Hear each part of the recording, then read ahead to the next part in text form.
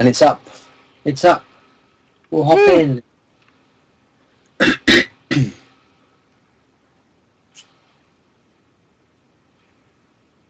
So at the bottom of the screen, we've got Black Mask using Bluru. The top, Leo with Zaladar, both using the alt art version of the heroes. Do you reckon that might give either the edge today? Alt art version? Well, they both got the alternate art, so there's no advantage there. You got the Mornblade advantage sleeves today. Yeah, the Mornblade ones, which won him yesterday, so that could be a factor. I'd like to say hi to Air Act, who's on the live stream. Hello, Air Act. How are you? And all the other folks, of course. Super Grover. Shoutouts to all our streamers. Rivoz, Yuki Hitori, etc. Not the guild, just etc. Everybody else. Trap as well. I'll say hi to the guild as well. ETC.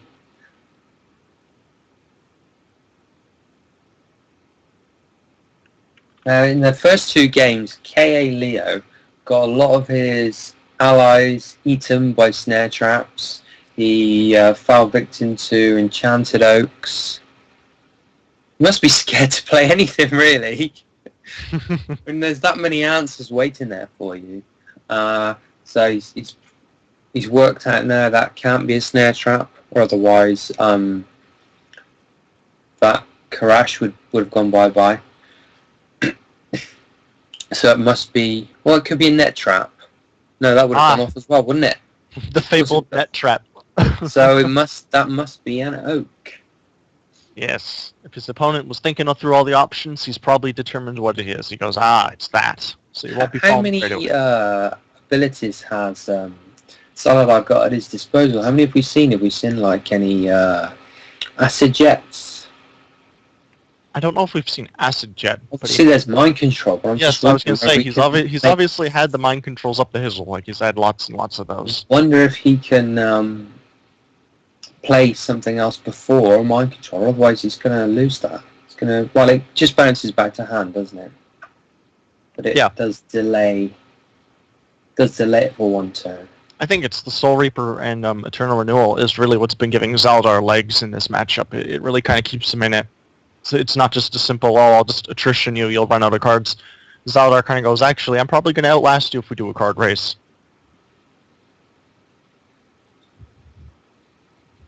We've got a couple of allies on the board now.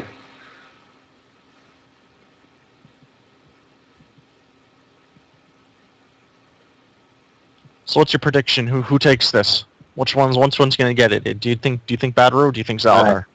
Well, I've been really impressed by Baduru's resource destruction, keeping Zaladar reasonably limited in what options he's had. He has to sacrifice things that he might have wanted to play just to get up to a number where he can play something else. So I'm going to go Baduru on this one. Baduru? Yeah, I think that's going to be the key. That's possible. I know. I'm thinking Zaldar. I'm going to say Zaldar again for that same reason as before. It's I think the Soul Reaper Eternal Renewal combo gives him the staying power he needs to kind of take the win. It didn't pay off in the second game. Not in the second game, but it did pay off in the first game. Now they've sideboarded, and there goes that enchanted oak. So that's sprung an ability. That wasn't enchanted oak as you predicted. As I deduced, dear Watson. That was profit skills there. Now what's he going to do? He's got enough to play his weapon. It's really, it goes well with resource destruction. The fact that your SE keeps going up, but your resources don't have to, and he's just blown stuff away again. It's a very, very synergistic, actually. It works out nicely. Now he can take out that Karash.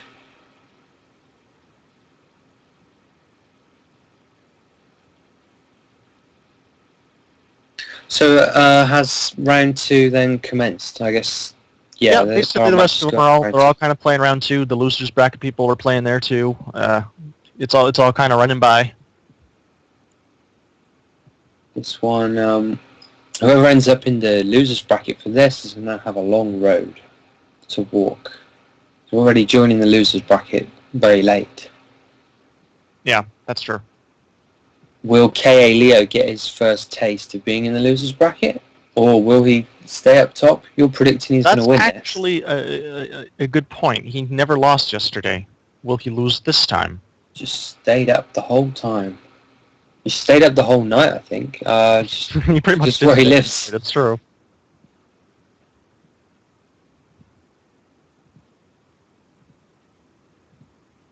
Reports coming in that the Twitch app has stopped working on iPad. No. No. I've got to blame my iPad for that. Another trap comes down. Which type will it be this time? So, do you think that the Enchanted Oak's mostly there, given that you didn't know who he was going to face? Do you think it's mostly there to block item destruction?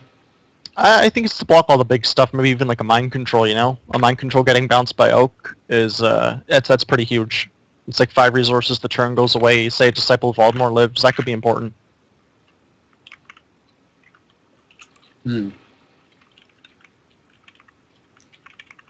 Zaladar's still on full health.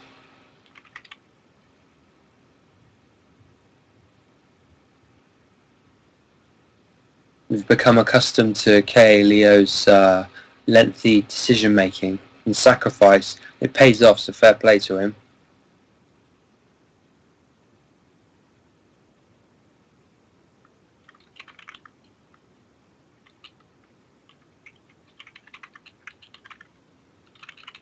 There's some interesting debate going on in the live stream, how this Enchanted Oak is able to stop all these different abilities.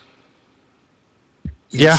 It's the magical little hat that she's wearing, obviously. It's not the dragon thing. Must be the hat.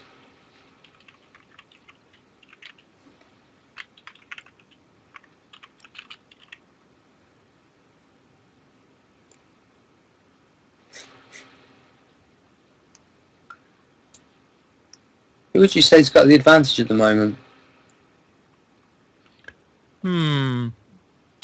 These games tend to go on really long, so it's hard to know who has the advantage yet. Like, Yeah. it really doesn't end at this Look point. at the hands, It has to keep going. It Leo kind of is comes gonna- down to it comes down to the end game. It's when they both kind of decked out and how the Soul Reaper Right. Eternal Renewal plays out. Yeah. Like, does the Night Prowler say rip cards from Zaldar that makes him lose, or does like an Eternal Renewal trick make Zaldar pull it off?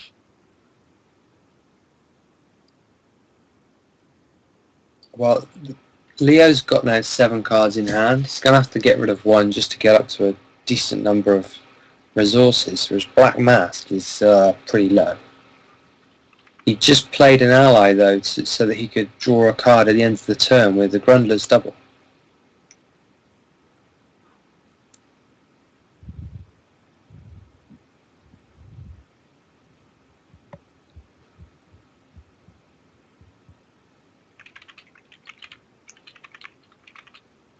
The debate on Enchanted Oak Rage is on. How exactly does it work? We'll never know. All the things that could be questioned in the game. How is that guy in the special delivery artwork hiding inside a box with a bomb? The person doesn't realise that there's a guy in there with a bomb. The side of the box is open. You can even see. If you just look round the side, you would have seen, surely. There's that Disciple of Voldemort. See, if, say, Disciple of Voldemort was in play like it is now, and he had an Enchanted Oak down, it's like suddenly Zaldar's ability doesn't answer it, the Mind Control doesn't answer it, like it makes it really hard. Oh, yeah. Can't be zapped. We haven't actually seen the Spally's band yet, have we? I don't think we have. I don't know that there is one. It could be in play. I don't know. Shut down Zaladar. A Disciple of Voldemort and a Spy to bans, Zaladar would just not have anything to do with his shadow energy. That's true.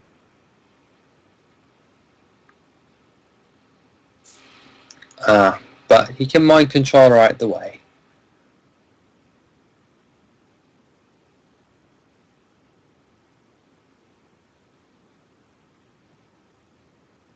And now it is looking more bleak for Baduru. He can play a free weapon if he wants. He's gone double trap, no weapon. Zardar can use his ability. Have we seen Zaldar use any weapons yet? I suppose he could have just sided one in anyway. It's possibly a Shadow Vein, but that just helps Baduru to get his weapons out faster, so maybe he wouldn't elect to go for that.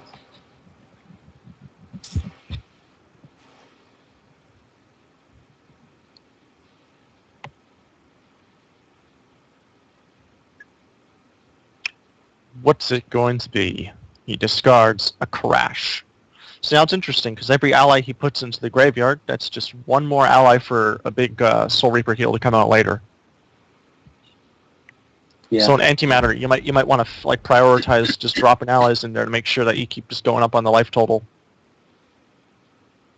Yeah, true. That's Snare Trap will counter that slightly, and that some allies will go away and not end up in the graveyard, so that's handy. But the ones that are getting pitched into Antimatter, absolutely.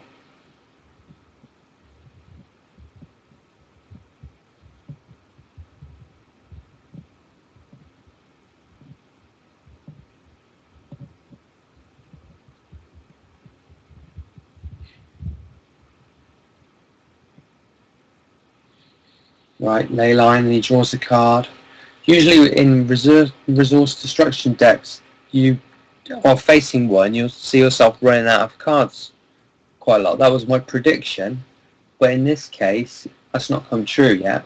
For Leo, he's got now 6 cards in hand, 5 resources. Maybe he's learned how to play around the resource destruction.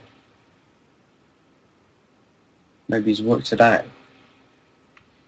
It's possible. But the antimatter is going to be helping a lot.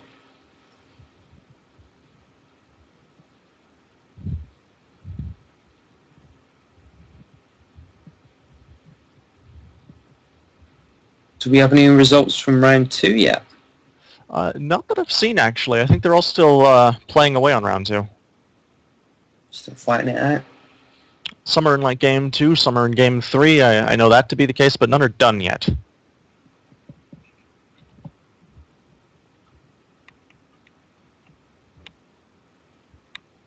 Right, 3 in Terror. It's the board.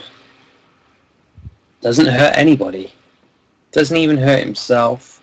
So he just played that down for pressure, I guess. Just like saying, here's an ally. Maybe he was doing that because of Snare Trap. He wanted to play an ally that he knows can't get snared. True. Black Mass still hasn't found his weapon. Had he found a Soul Seeker, then he could have dropped that down, healed off it. Because he had enough Shadow Energy, didn't he? He's up to 4. Yeah. It's true. That would have been a nice play.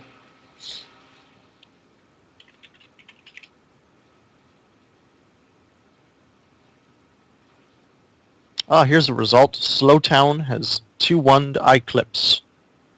In the top bracket. That's in the top bracket, yes.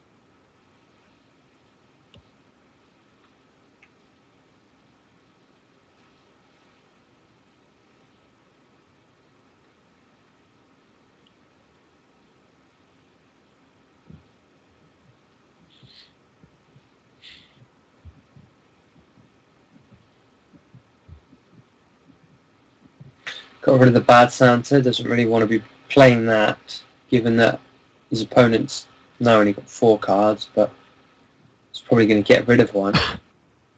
We saw the Rapid Fire in the previous game, so... Yeah, we now know Rapid Fire is a thing. Rapid Fire Night Prowler could happen like at any time. That's something Zaldar definitely has to be like afraid of, just keeping that in the back of your head. That could happen. Grundler's hit. No heal, because it's not Soul Seeker. It's true. Zaladar is still on 25 health. Yeah, Zaldar definitely has a giant pool of Shadow Energy, a lot of health. He's not really worried yet. This is a long, grindy game, and he's not being grinded out quite yet. Yeah, I mean, with the possibility of a Spell Eaters, would you start using the Shadow Energy just in case? Or you think he's just saving it in Well, case there are allies to take out? he might have to use it soon because you don't want to have 10 and just leave it at 10 because then you're basically losing your shadow energy every turn. So that's like the time when you definitely want to start like using it every turn. So I wouldn't be surprised at all if this next turn he says, okay, like better start using that ability of mine.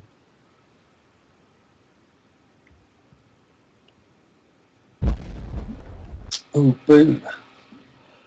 That's really hurt him more, that Cobra Skin Maps. He's still down to 4. It's going to block some damage, but it's not going to block the zapping. It also gets him a card draw, which could potentially find him something he needs. Right, another weapon, yeah.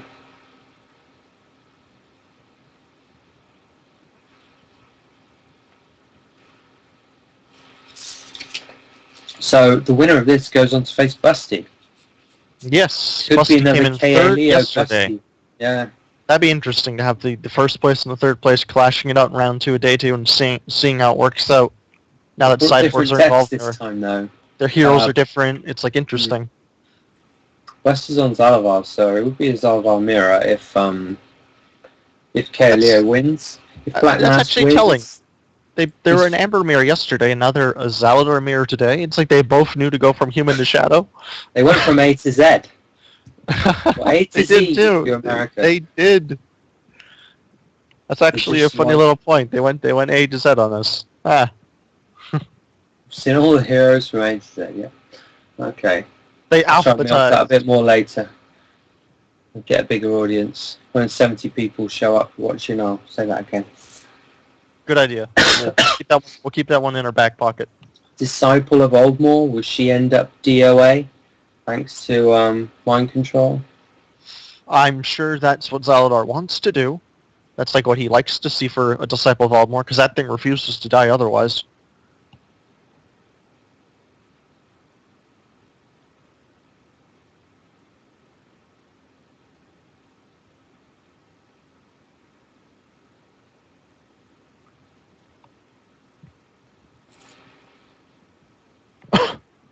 It's the first hero that's made it through the second round. I almost fell off my chair then.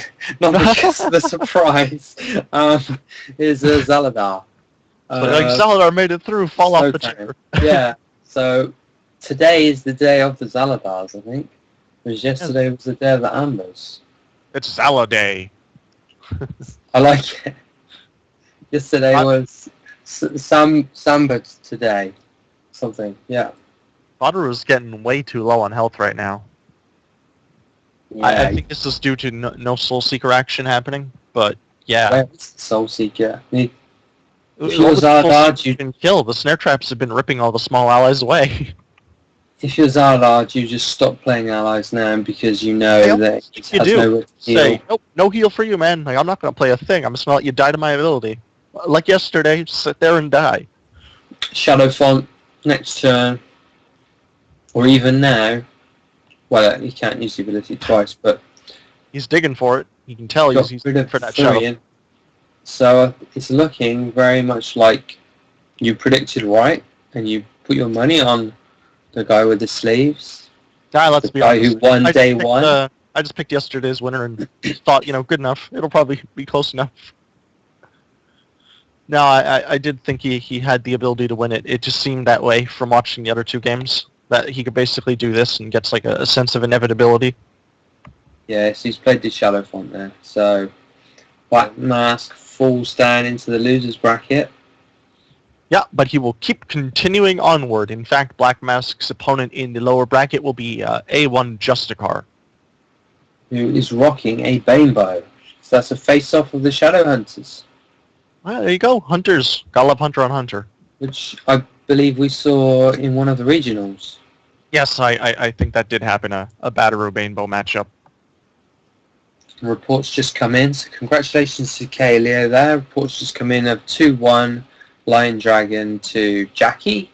Let's go and find ourselves a match to watch. Dragon, he moved on to round 3. Lion Dragons was yesterday's second place. Yes, he was. So from this, so Jackie and Lion Dragon are finished. Eclipse and Slowtown are finished. Monomax and Viact, they could still be on. Maybe. It's Yes, KA I believe they're and playing KAM VACT or VIACT. There we go. They started 3 minutes ago. So let's hop in. Note there that the first game was a sync error, but it was a sync error that Monomax was going to win, so the win was awarded to him. So he's actually one up. Right. Oh, okay.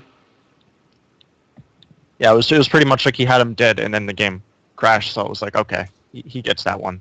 Right, here we go with the Bainbow and Xana.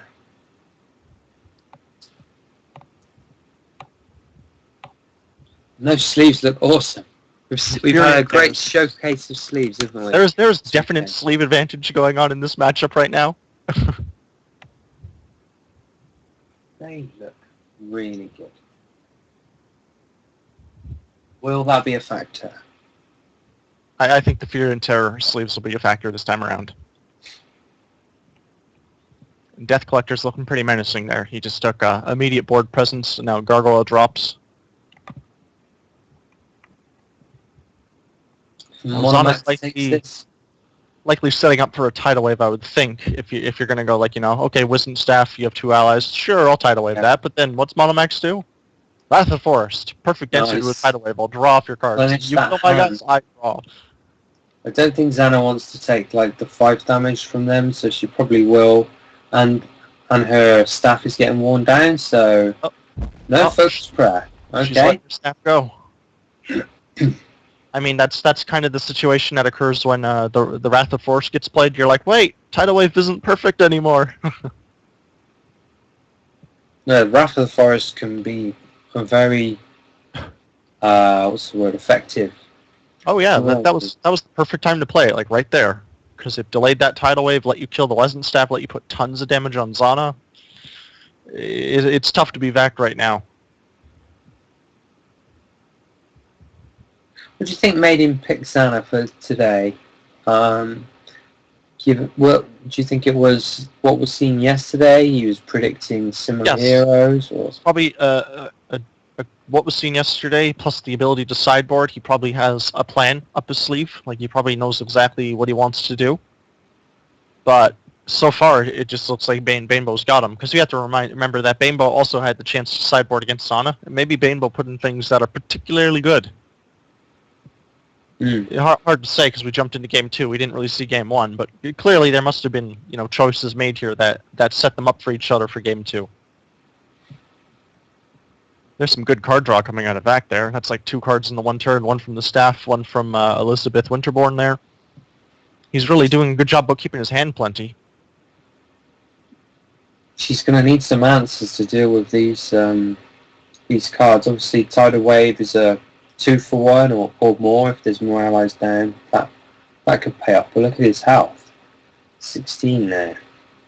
Yeah. Ouch. Staff's gone. There's Acid Jet.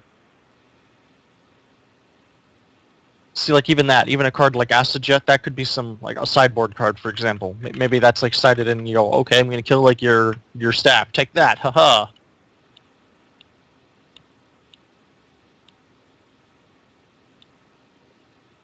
Two Elizabeths have just died, sitting in the graveyard. Do you see any more? So all the draw engine, there's another Elizabeth. And a worm. But still, that if you're Monomax, do you just ignore the board now? And because he's got 7 damage there, he's got 9 on his ability. If he'd have been using his ability the past 2 turns, I think he would have enough to take her out. Although she can heal. Yeah, the healing throws a bit of a wrench into going for the pure death race, because she might start getting the board and healing and then suddenly buckles back into the game that you'd otherwise have won. There's a perfect shot, so I think that kind of suggests that Sandworm is not going to live. Kills the Sandworm, pops Xana, so he might be thinking, I'll leave Winterborn because she has no attack. Nope, doesn't want to do that. Completely says no to that plan. And then goes he says, I'll keep the board. If you wipe it, well, I'll rebuild because I'll have more to spend to rebuild. You're on 12 health. Oh, there's an Aeon's Aeon. dropped down. And And a retreat. Now, a retreat on a Shadow Knight is interesting because Shadow Knight's like, okay, you bounced me. That means I just get to take an ally back again. So you get Yeah. tempo and board presence. Still You that really 5 lose on damage. the card Yeah. advantage angle. Don't really want to bounce the Shadow Knight, but I suppose it means he can't hit you this turn, so you save the 5 damage. It's a do or die situation. You kind of had to. You can't just let it sit there and kill you. So you had no choice.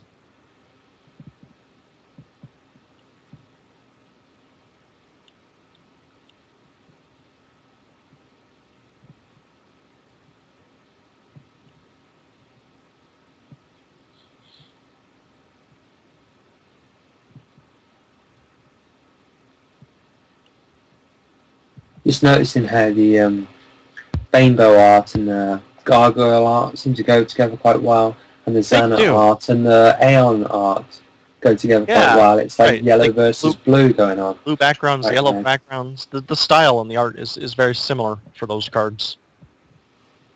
That's actually an interesting little comparison. I wonder if that's really the shadow human feel, yellow and blue.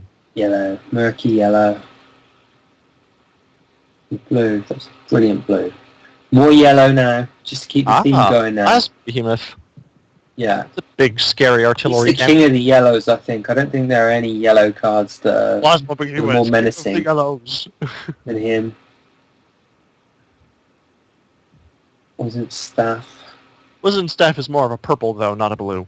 I think a Tidal Wave now would be pretty useful, because he's going to get hit by 9 damage plus the ability. Yeah, that's a lot.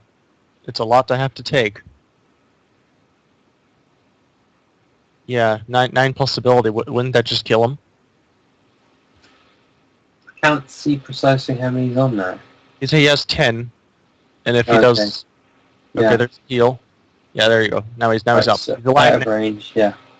He will have exactly 1 health left if everything on the Xana. The Gargoyle's Gargoyle dies. That makes a difference.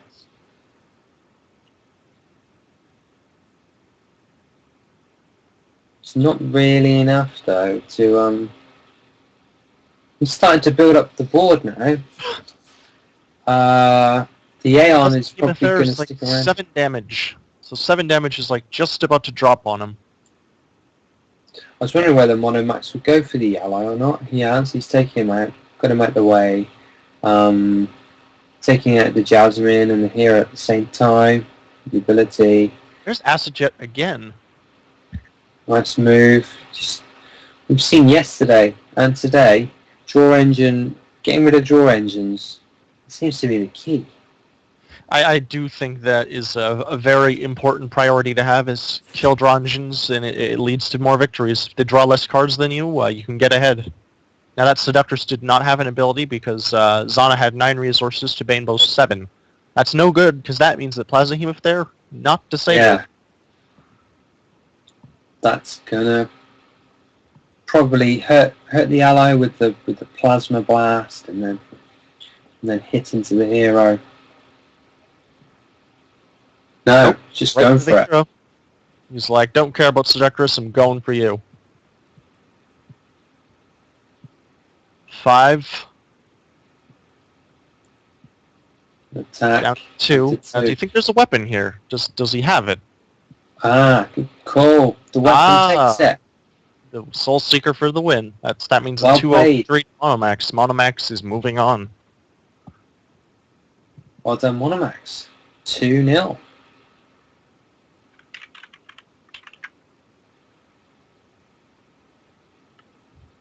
So now looking at the board, we can see that Lion Dragon's going to be waiting a while to meet Busty. Monomax has just moved on to play Slowtown, so maybe we could watch that game. Slowtown's Zaldar. This is going to be a Zaldar Banebo. A Zal Banebo? I'd be up for that. That double Zappos. That does sound like an exciting matchup. A matchup worth watching, you could say. I think we saw a Zaldar Banebo match in the regionals as well, somewhere. It's all a bit of a blur now, but is the Wolven Kyle the real Kyle, somebody asks. No, it's the Wolven version of Kyle. from the planet. Where are they from? I forget where they're from now. The planet Kyle. The Shadow World that they're from. That's where that Kyle's from. He's an exchange student from there, and the real Kyle has gone over to the planet. The Shadow World Tinnel. That's where the Wolverine are from, and so they've done a bit of a swap. Or it's just Kyle from Wolverine Game Studios. It's the real Kyle. You'll notice the real Kyle because he'll start talking rubbish soon. Giving out redeem codes. Hey, actually, speaking of Kyle and giving stuff out, we have a little bit of a lull while we wait for Slowtown to start up his match. Why don't we do another one of those playmat giveaways? Got 3 more to give away. We can do one right now. Yeah, that's a good idea. Let's do it. Up next, of course, is the Zaladar playmat. That's the one I want. Zaladar playmat. I'm not eligible to win it, so I'm gonna have to give it away.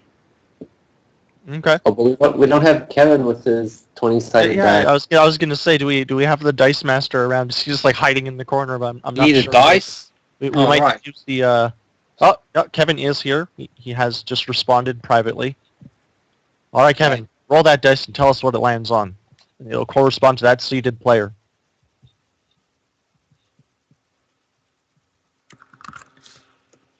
It's rolling his dice. It's going to be at... It's really tense. The tent who gets Zaladar. 19. Well, I'm sorry. No good. It's a 16-player tournament. 19 is a re-roll. Re-roll that. Do it again. Oh, 16 on the money.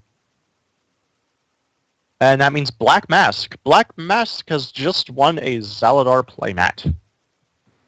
Congratulations. Woo! For those who haven't just won one, they are available at the Shadow Hero store. shadowhero.com/store. A bargain price at the moment, actually.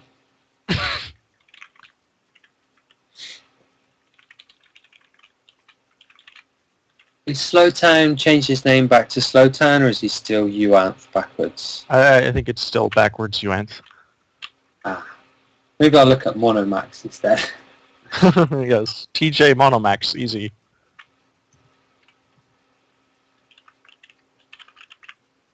There he is, probably taking a little break. Well, he's got to get his deck back to what it should be. That's the key thing to do before any next round begins. Make sure you're using your main deck again.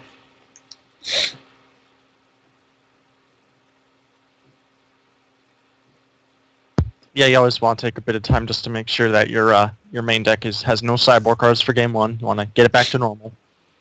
There's a question in the stream about will the deck list be released after the event?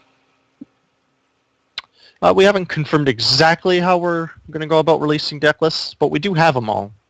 We'll do something with them. We'll do something with them. Maybe release winter deck lists. Maybe release a top 4. Maybe sell them. Maybe we'll sell them on the black market. That's a good idea. Level, yeah. That's it. Available by PM for a few shadow crystals. What we tend to find is a lot of the players actually give away their lists afterwards. This is the one that I use. Eclipse did that when he won the World Championships a day later. Put it up. It was just everybody on Quick Match was used Sana.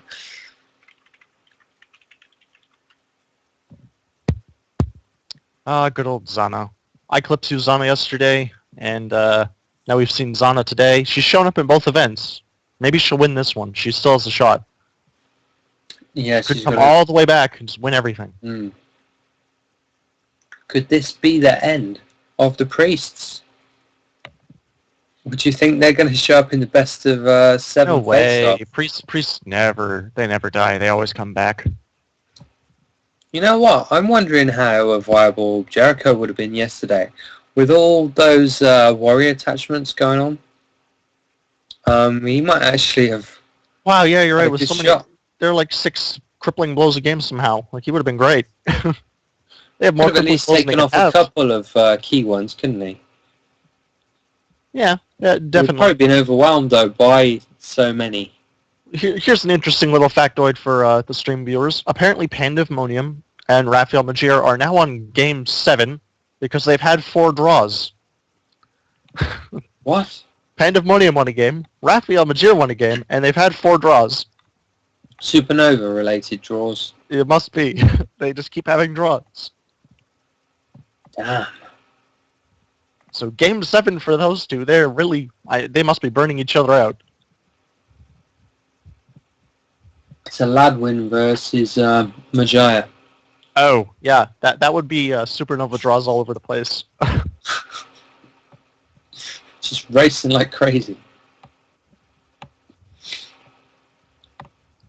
That is it. Wow. That's like the best of 7 playoffs is happening right now, but it's all draws.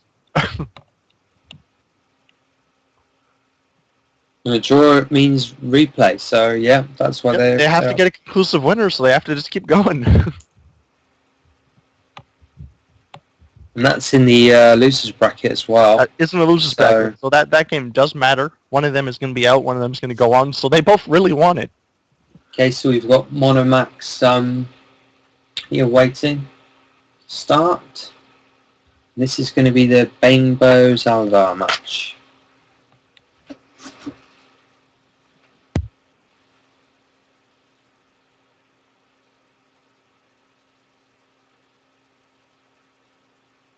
It's up. They're away. Let's hop in.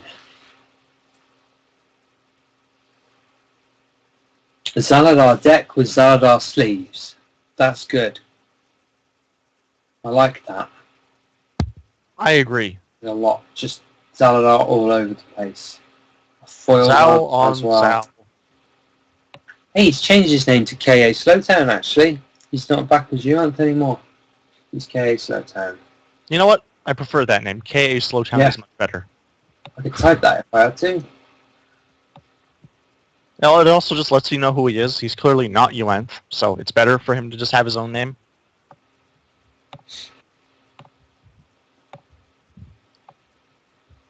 I'm wondering how much of the abilities in this game are going to be put on the allies versus the hero. Because it's partially a race to the death, but also you've got to keep that board reasonably clear. Neither is likely to have a board wipe. Zaladar might be running energy discharge, but I'm doubting it. So I suppose there's mind control for taking out allies. I reckon the early stage will be fighting for the board. Probably not that much on the hero. What do you think? I think you're on the money. You'll probably see exactly that happening. It's going to be zaps on zaps. I mean, Bainbow Zaladar, they're basically both the zappy heroes. They just zap everything. So in 12 lots of shadow energy, Bainbow would have popped his ability 4 times. Zaladar would have popped his 3 times to 9 plus 9, as opposed to 8 plus 8. Pretty close, really. Yeah, their abilities are very comparable. It's basically Bainbow's does less over time, but you can use it earlier in the game, which can matter in terms of tempo. But with Zaladar, it costs a little bit more, but as we noticed, you get more of it over time, more damage. If you're putting it on a gargoyle, they're worth the same. That's true. That's true. Gargoyle will take 2 each. That actually gives an edge to Bainbow. Bainbow also has an edge against Sandworms, does 2 damage to a Gargoyle, or Zaladar just does 1.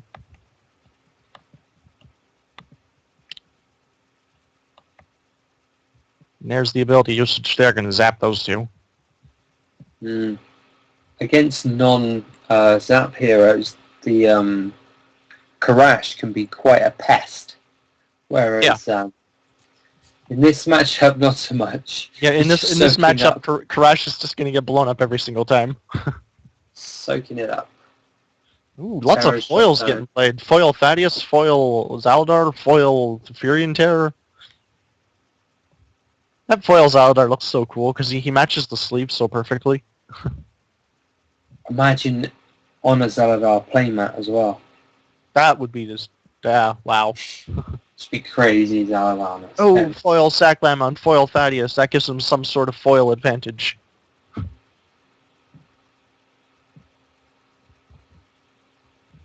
Monomax, though, has got the Furion Terror sleeve, Furion Terror on the board, so that could be a factor. Definitely. I agree with you there.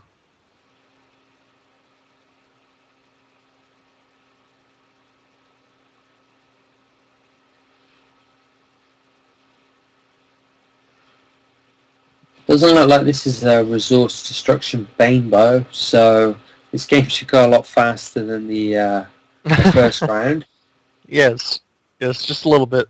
More fighting, less kind of dancing around, playing around each other, struggling to decide what to get rid of, what to keep. No traps appeared as yet either. It's true. Or as Pale Stitch says it's zaps on zaps on zaps. That's what we're seeing here. Double Shadow Knight. That is quite menacing. Only one of those can get taken out with mind control. That's true. It's actually a very strong position for a Bainbow to be in. He's basically saying, sorry, but I got this in the bag. I'm going to win it right now. You're not going to stop me. Of course, Zaladar probably doesn't want to have any of that. He's probably going to try and stop him right now. He's digging for that mind control. I don't think he's found it, because... And you're right, though. Even if he has the mind control, there's another one staring at you. There's another one, and... Zaladar's ability will not one-shot them. It'd leave him with 1 health, so that doesn't quite do it. There you go. Fury and Terror was probably right where you wanted to be. That was the card to dig for, because that way you can hit both of them. Kill one, injure the other. It's a little bit better. It's a good call, yeah. Question is now... Oh, he's got his... That is a possibility. That ability keeps zapping and zapping. Zaps on zaps on zaps. Zaladar down to 10 Bainbow's health. he's really getting ahead here.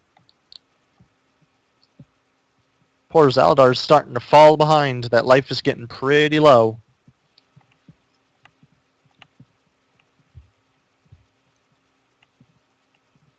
Not really seen anything unconventional so far in this match. Pretty standard cards showing up. I wonder about the second match. The sideboard in what we'll start to see. I think we'll see variations. We'll definitely have some changes getting made.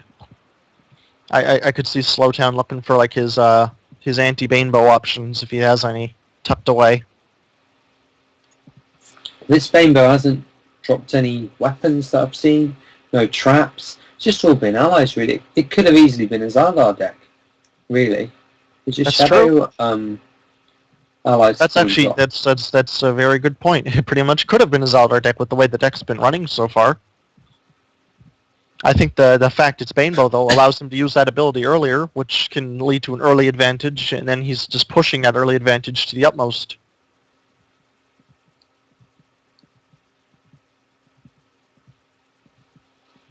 Yep. He's forcing that Zaladar down to very low health now. And busting out yet more foils. Zaladar has had quite a lot of allies killed, so a timely Soul Reaper now will help out a bit, but that would be very timely. The board has got about 4, 5, 6, 7, 8, 9, 10 damage. Okay, some have probably just died. No, they haven't. From the Fairy Terror. Oh, now 2 have died, I think. Okay. I think so. Zap and zap. 2 go down. And then he has Shadow Vein to pick off a 3rd ally. Fairy Terror pretty useful there. Oh, suddenly yes. It's all turned around. Oh, and there's the Soul Reaper. You called it. It was there. It was the timely Soul Reaper indeed. Healing happened.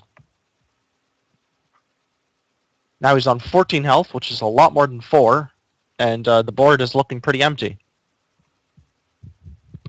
He's got enough on his ability to take out the Fairy Terror. Zaladar. And 8 left to spend. Will we actually see a Hunter card at some point? There's one. A Soul Seeker. Now he does have a weapon.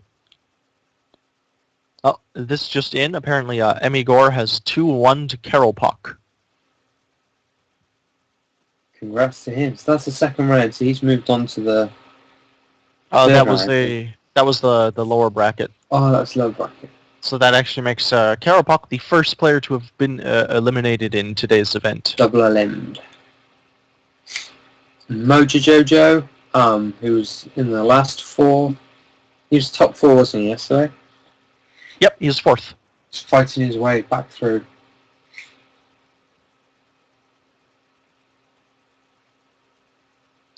So he'll be playing up against Jackie now in the lower bracket. Jackie's running a Zaladar. Eagles also running Zaladar. Zaladar crazy today. Zal crazy.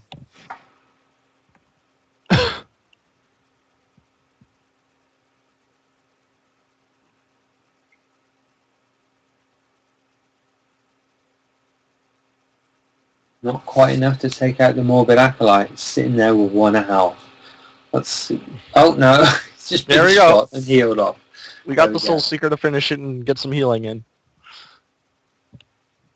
So it looks like Monomax is still in somewhat of a strong position because Aldar's health is falling back down below 10. It's currently for your entire Soul Seeker to nothing. It's looking pretty okay for Banebo. Yeah, we've already seen 1 Soul Reaper. So all those allies that got exiled, that aren't anymore, now in the pile.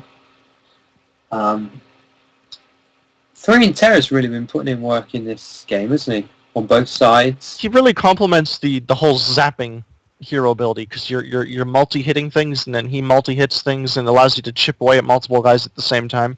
Really kind of keeps the board clear at all times. They both get great value from it.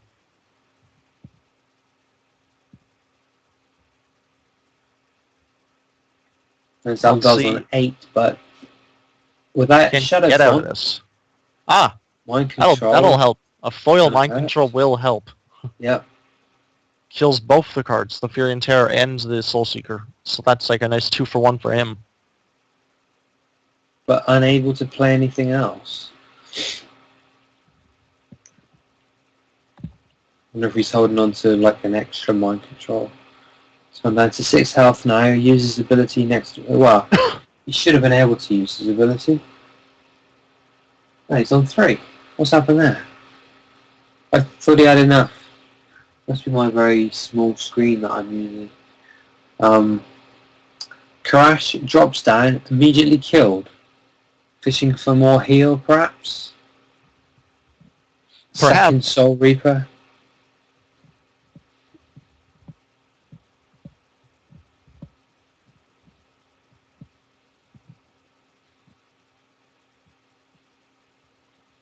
That's a good perfect shot. Taking out that gargoyle. Yeah. Cuts right through his armor. I want to give a shout out to Baloo in the chat. I want to be like you, hoo-hoo. I want to walk like you and talk like you. That's the wrong way around, isn't it? What's Mowgli that said that? It might be. Yeah, alright. So, it's the bare necessities. Speaking of bare necessities... So Zaladar's at 4 health. Interference. Oh, interference, saying, no, you're not going to be using that ability of yours. What does that mean? You're not going to be ending the game? I don't think so.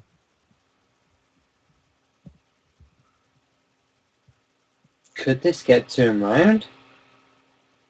Well, that would be exciting.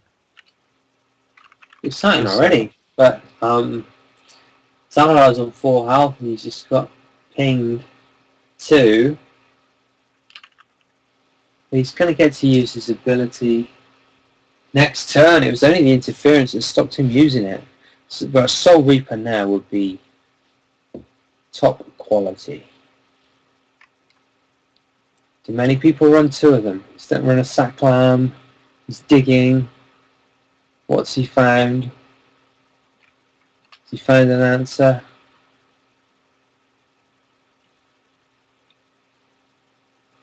Or is he typing good game?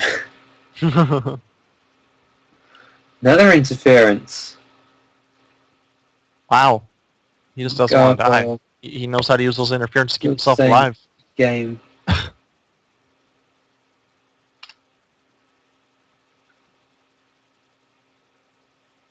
Oh. There we go. Those interferences were pretty close there, actually. It was like, nope, I'm not dead. No, I'm still not dead. You can't zap me. So Monomax took the first. Banebow it is. So now interference is interesting in that position, because against a Banebow, you can prevent him from spamming his ability every turn, but at the same time, you're not really going to steal much shadow energy from Banebow, because he doesn't stockpile it really. He uses it every 3. If your ability's 4, it's like, you're going to have trouble kind of catching up to him. That's true. Do you think that's a card you'd sideboard out in this position? I think so. Yeah. And if you do sideboard it out, what do you sideboard in? Zal's got a lot of options. He didn't seem to be struggling from draw there, so maybe he wouldn't add in an antimatter. Maybe you already had one. I would say the question is as a Zaldar player, what would be like a good anti-Banebow tool that you might have packed into your sideboard to say, yeah, that's what I want, that card?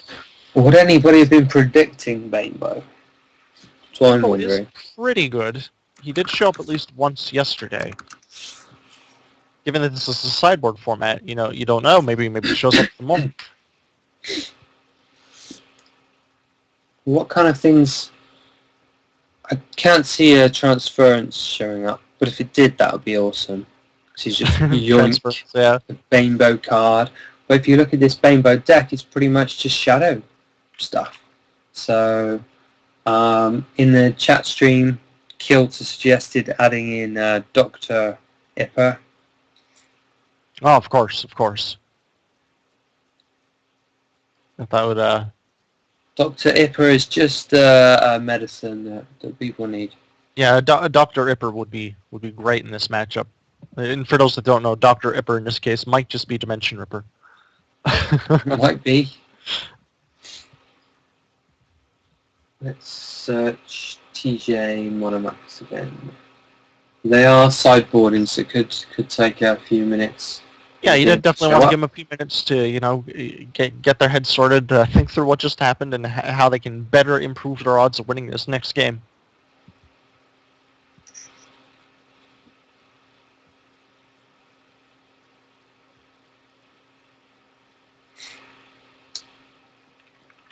Over on IRC, Busty's got a rules question, which I think has been answered a few times on the forum in the past. Why doesn't Dimension Ripper draw a card when an ally is mind-controlled into it? And that answer is? It's because there's no opponent's deck to draw from. It tells you to draw from the other deck. In. Yeah. Yeah. In this case, there isn't one. When it's a mind control on your own guy, you basically hit yourself, so you're both sides, and you kind of can't be. You have to there is no other player. Yes. Yeah, because Dimension Ripper never draws from your own deck. It looks to draw from another deck. There's no other deck. So that would be why. He says. Okay. He's like, oh yeah. That was actually asked yesterday as well, so it's come up twice now. You can't be the other player. You are you.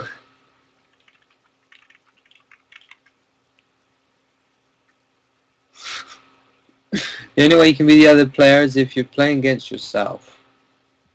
Yeah, solitaire. Game of solitaire could make it work out or something like that. Speaking of solitaire, doesn't Kyle invent a solitaire version of Shadow Era? Yeah, it's actually pretty good for the physical version. It works basically that you play the other hand, and then whatever cards are there, they have to be played against you. I posted the full rules on the forum, and I tried it out, and it actually works pretty good. So it's like playing against the AI, basically. It's a lot smarter than that AI. Right, okay.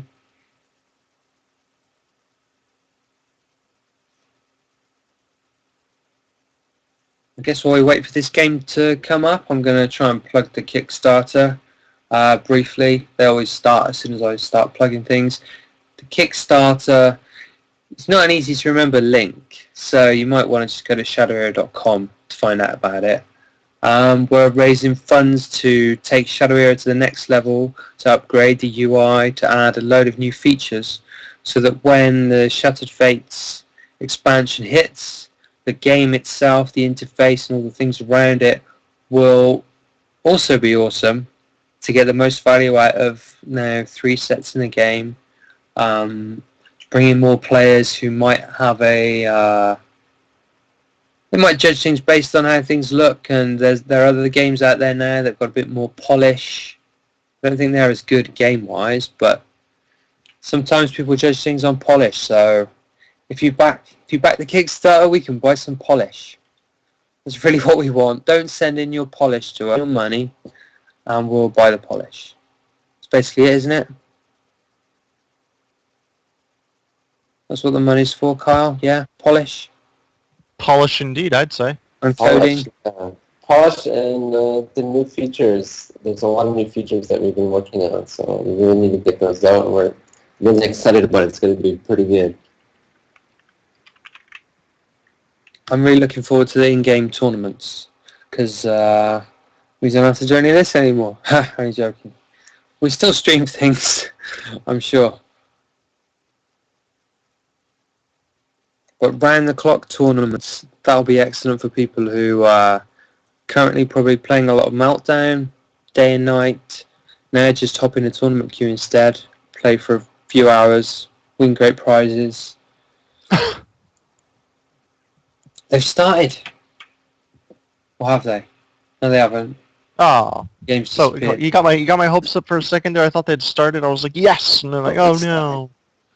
Yeah, sorry. I think it was up, but then it was down again. Right, there's another one up. Let's have a look. All right, this one for sure. This one for sure.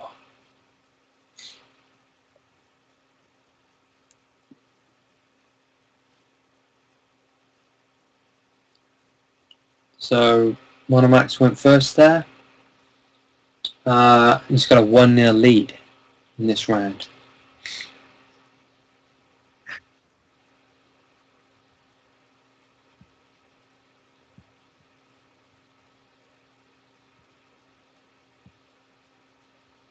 Karash drops down. Probably won't last very long.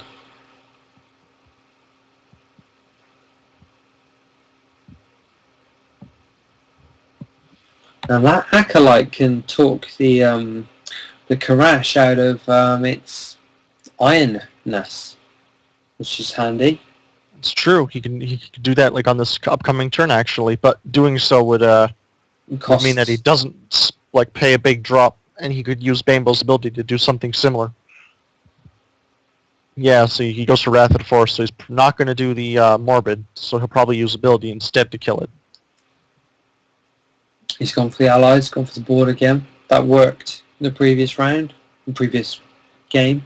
I think it works for both of them, really. They both just want to go for allies over everything else.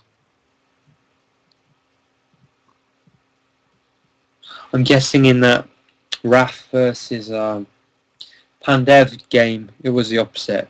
It was just hero, supernova, draw. Oh, an update on that. Rafa did end up winning in Game 7, so he eventually 2-1'd him. So he emerged victorious with a lad win.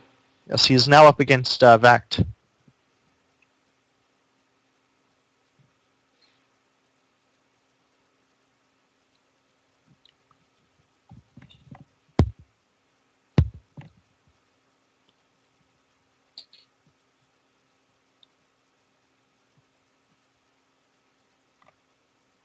Do you think Bainbo will take this one again, or do you think Zaldar will fight back? Maybe he's put some pertinent things in his sideboard that can win out.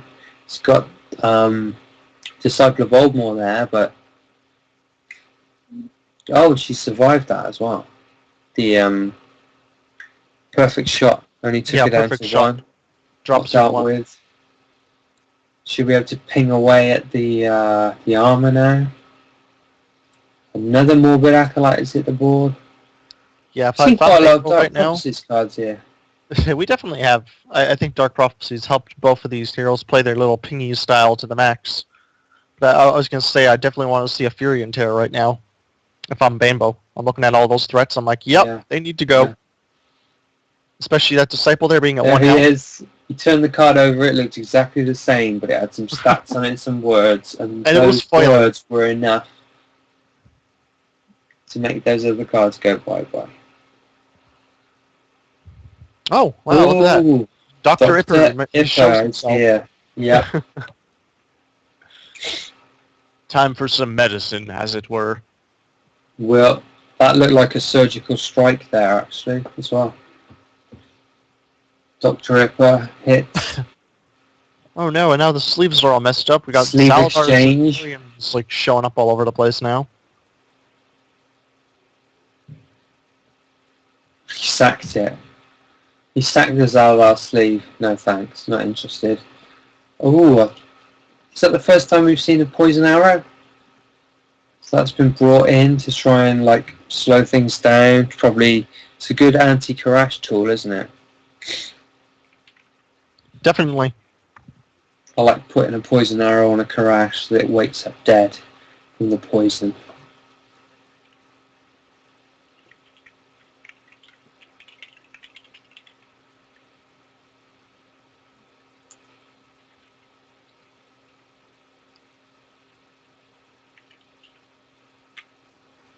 Mind control.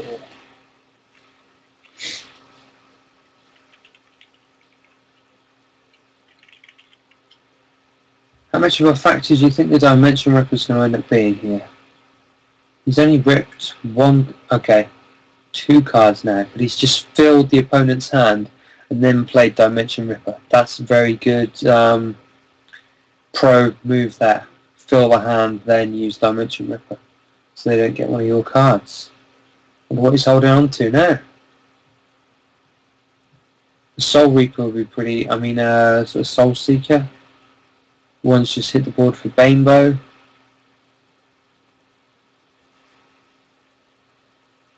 That Zaladar doesn't even need it at the moment. He's on full health. Yeah, that's definitely true.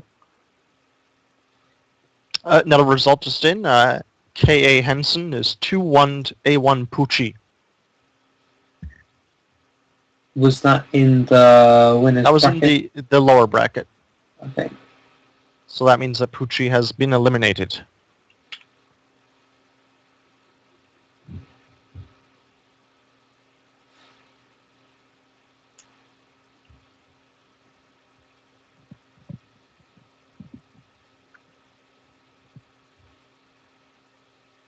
Pretty solid looking board situation now for Zara with the very stubborn Gargoyle. Even a zap from Banebo won't put him in range of the... Oh, no, he's shooting the Disciple instead. He's zapping the... Right, nice move. He's chosen to go for the hero there to get the heal off the Soul Seeker.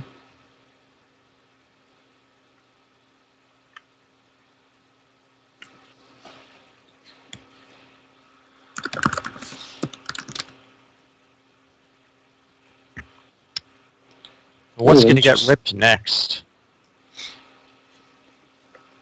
Just know it's coming. More cards are going to get swapped around. The sleeves are going to get jumbled. Plays another Gargoyle. Smashes into the Soul Seeker. He wants that Soul Seeker gone ASAP. Ooh, that's nice. Darkwood Wraith. Oh, geesh. He bounced the it wrong and one. gave it back to his opponent. Oops. He forgot that belonged to the opponent, and yeah, now he's like, oh yeah. Dimension Ripper. Dr. Ipper is messing with him. Yeah, he bounced it back. On.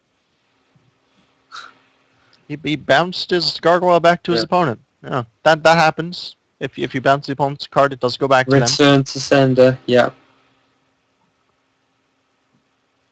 He obviously must have just forgot that was the precise copy that he took from Monomax, and then that happened.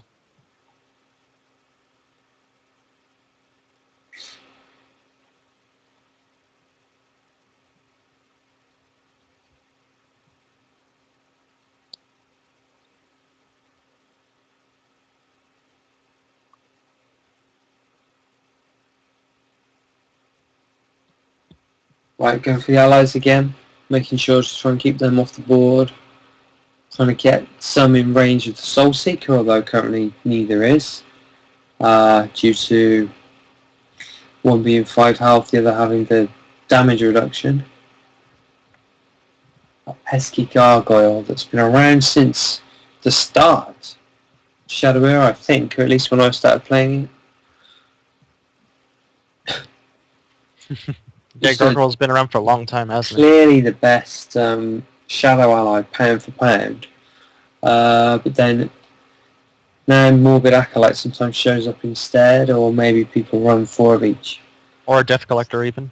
Just for some really solid presence. He is definitely a great defensive ally in turn 3. That much is true. And Morbid Acolyte is kind of like the alternative to him.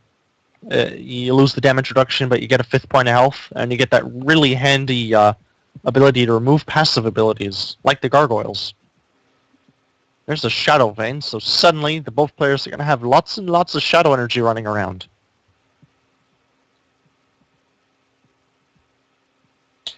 Zaladar's now edged ahead, I think, in the... well, I guess the Fury and Terror might help here. It's not... It might finish off a... I think the Gargoyle's on 1 health. The Wraith is on 3, though. But he's got a Soul Seeker there. So Fury and Terror would be pretty handy.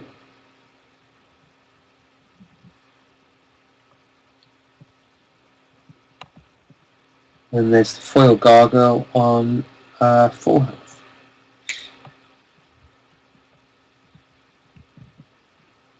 Right, 1 dead Gargoyle.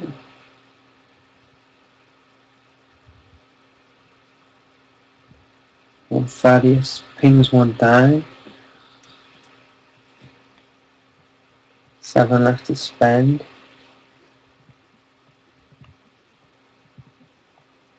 Trying to think what the what's been sideboarded in this game that wasn't in last game. I think maybe the Poison Arrow could be one of them. The Darkwood Wraith, I think. Yeah, Darkwood Wraith, I was going to say. That one he seems like a bit of an outlier of a card. I don't think he was around before. Though it wasn't used to great effect here because it basically gave the opponent his card back. But yeah, it's in a that part wasn't intended. No. Oh, the Dimension Ripper, I think, is in you. The Dr. Ripper? The Dr. Ripper, yeah.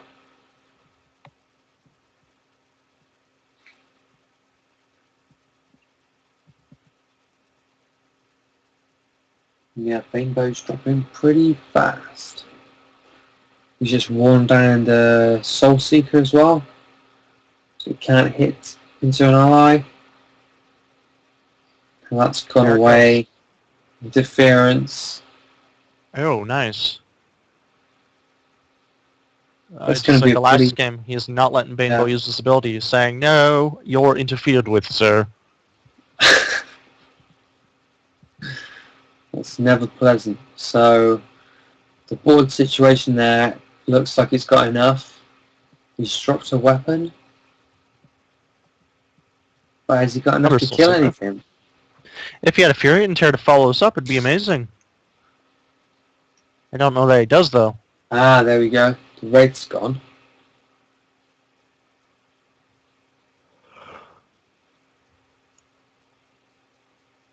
He definitely would have preferred to have used his ability there, but Zaldar was having none of that. He was like, nah, you're not using your ability. I'm locking you up with this interference. You're dying next turn. Like, I want you dead, and I want you dead now. Last game we saw 2 interferences in a row, but that wasn't enough. Whereas this time, Zaldar's on a lot more health. It might be enough this time. Struggling.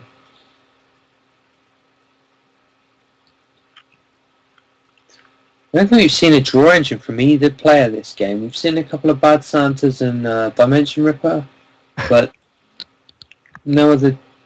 Possibly there was a Wrath of the Forest. There was in game 1. Giving much value. Oh, well, there was against the Zana we saw Wrath of the Forest be used, so we know it's there. We haven't seen it here, though, I don't think.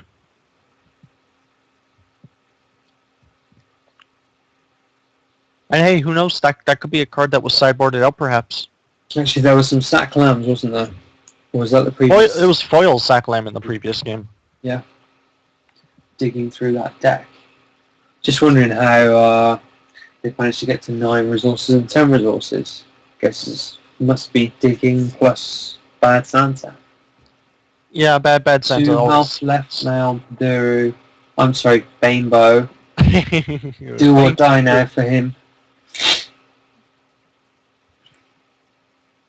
Yeah, Bambo, he needs to heal off that Soul Seeker.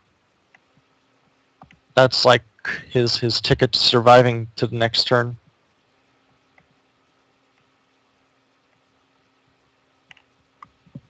Five health, but Zap plus Karash equals death, so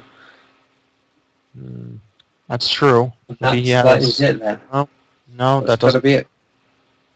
That won't do it. He does seem to be dead. Mind control. And he does a mind control finish, because, why not? Why not? That's 1-all. It's 1-all. Good. We'll go ahead into Game 3. The Zappers are zapping. This is an exciting little matchup. I actually have no idea who's going to take this, because they both had pretty strong wins. I've just got to go and grab a drink, so maybe you can have a chat with Carl about what's happened so far. And so Cherry I'll Coke, right? pop back in a minute. Cherry Coke, yeah. Okay. I'll be back. Enjoy your Cherry Coke. All right, cheers. In that case, Kyle, do you want to give away, say, that third playmat? We could do it like right now. I think it's time for the third playmat, which is the Battleground playmat. Whoa, Battleground playmat. Now that sounds cool. But do we have Kevin the Dice Roller? Is the Dice Master around? Is he listening to the sound of my voice? Are you out there? I'm projecting mental images to him of rolling dice. It doesn't seem to be working. I was sorry. I had myself double muted and only unmuted one of them. So the dice roll came out a 10. A 10. Okay. Let's see who is number 10. 10 is K.A. Vact. So Vact has won himself a Battleground playmat. Congratulations, Vact. Congratulations. And so we only have the big one left, the Aeon playmat. The Aeon playmat is left, the big, epic, exciting one. Back to the abyss with me.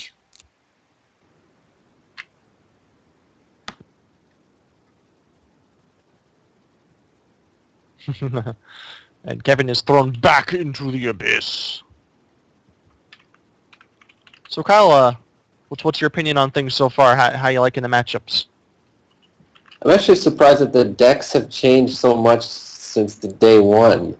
I wasn't sure if people were going to sort of stick with the same strategies and what worked or not, but we've seen like a lot of hero changes, a lot more shadow heroes, so it's been pretty interesting. It's been very interesting, I think. It's quite the interesting little change-up from what we had previously. It almost felt like it was brought up by Gondorian earlier. We went from like all humans seemingly in like the first day, and now it's like a bunch of shadow in the second day. Right. Do you think that was influenced by the fact that there were so many human in the first day that they said, hey, let's bring shadow for the second day? Do you think that had something to do with it? I'm sure they all expected too many ambers to be in day 2, and then they all realized that everyone was thinking the same thing.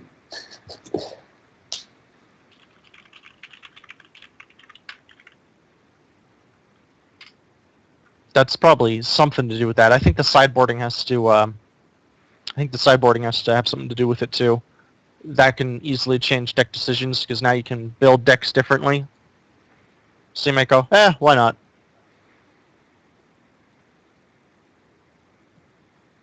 I'm just curious. I wonder why they thought Amber would be a great non-sideboard hero, and then say somebody like Zaladar be a great sideboard hero, because we've seen a lot of Zaladars showing up today. So there's something about him in particular that makes him really versatile when you swap cards in and out.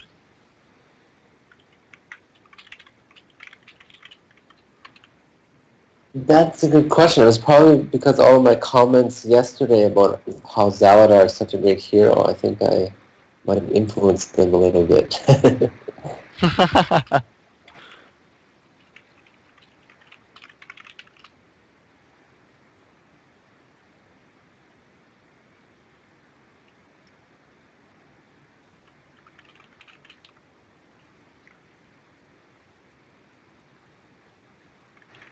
So, what's your prediction, Kyle? Who wins this? The Rainbow or Zaladar?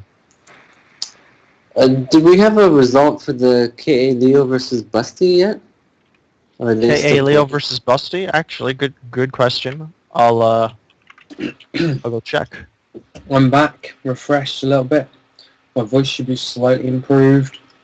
For game 3, Crash is down, Gargle's down. Early pressure on that Zaladar. Oh, welcome back. Did you get your cherry coke? Yep. The delicious drink itself. I haven't had cherry coke in a long time. Don't even know Well, if you I know can you're get those missing here out. anymore. I got this on buy one get one free as well from the local supermarket, so I'm very happy today. Oh, that's why you had two. You had one for yesterday and one for today. Buy one, get one free. Well, it was an 8-pack. Ooh, I drank 8-pack. 16 since yesterday. Oh, jeez. That's a lot.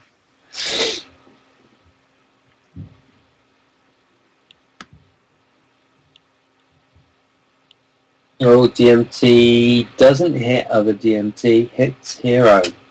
So Kyle asked just before he came back if Busty and Leo had finished up. Currently, it is 1-0 in Leo's favor. They're on game 2 right now. What's going to be interesting is if Leo wins it and goes against Lion Dragon again in round 3. Have a repeated batch of playoffs over and over and over again. That would be a Banebow Zaladar face-off. Much like this one. So yesterday was all about combat damage, it seemed to be. But today's all about ability damage. Really quite the shift. Just, I wonder how much of it is to do with sideboarding and how much is to do with just seeing what was out there yesterday. The meta shifted quite considerably. Yeah, that's actually in something I one asked day. Kyle. I was asking, what do you think on this? So we had Amber when there was no sideboards, and then we have a ton of Zaladars when there is sideboards. What is it about Zaladar that makes him a sideboarding hero, and like makes Amber not a sideboarding hero? Do you think it's like, say, the Sever Ties killing your Blood Frenzies? You go, ooh, I don't want to have that happen, so you avoid Amber completely? Right, yeah, you can tech for her pretty. She depends heavily on the Jeweler's Dream, which can be shrieked away. So, yeah, I think she's too prone to being teched for. Or perhaps that's it. Perhaps Amber was too techable, and then you look at Zaladar and you say, well, no, he's not as easy to tech for. No, there's quite a variety of Zaladar builds possible. So you can potentially bring them all if your main deck is you've kind of factored all of the common elements into it. Then you can go in any direction you want in games 2 and 3. And Busty has just reported that Leo won 2-0. So Leo, in Ooh. fact, will be playing Lion Dragon over again. Right. Well, I'd love to catch that match after this one. Leo is really trying to just do the repeat, like, back-to-back victory and say, we don't need a best-of-7 playoff, I'm the champion. Well, if he wins both days, then that will be some feat. But That'll be anybody some could feat question. indeed. It's like undisputed victory and a half. It hasn't really been on everybody's radar either, Kalia. No, I don't think that he has, but hey, you know what? Now he is. Now he's on everybody's radar. No, He he's already on won yesterday. everybody's radar. Everybody's like, what? And he's trying to make a repeat victory. It's like, definitely.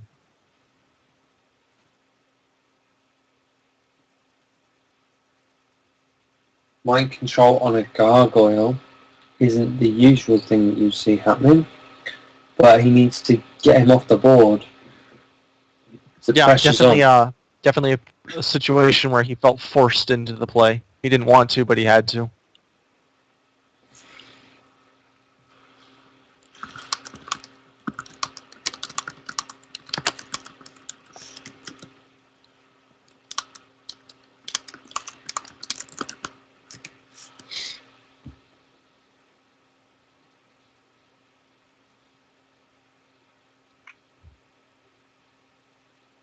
Zotan's on 18 with 6 shadow energy left. So could use the ability now. If maybe you pop a weapon down. Oh, there it is. Dr. Ripper. Dr. Ipper, he's back.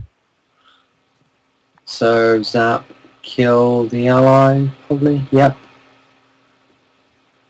So what's your opinion on Dimension Ripper in this matchup? How do you like it? Do you think it's kind of okay, wouldn't you think? Because their card decks are so similar. And unlike yesterday, you're not going to give away like a silver bullet that kills you. Like I think It's so it's kind similar of that, yeah, you could potentially get a Soul Seeker. They could potentially get your Soul Reaper, but maybe you've already removed Soul Reaper from your deck. So there's more value that you can get. It's like not nearly as much of an issue as say giving away Enrage, which we saw happen yesterday, and it cost someone a game. In fact, this position is kind of like it's okay. It's like a draw engine. I mean, their decks are so similar that they're not giving away too much. That's crazy, and it is damage. Can sometimes cost you though. You think you've bounced one of your own allies, and you bounce instead one of theirs into their hand with your Darkwood Wraith.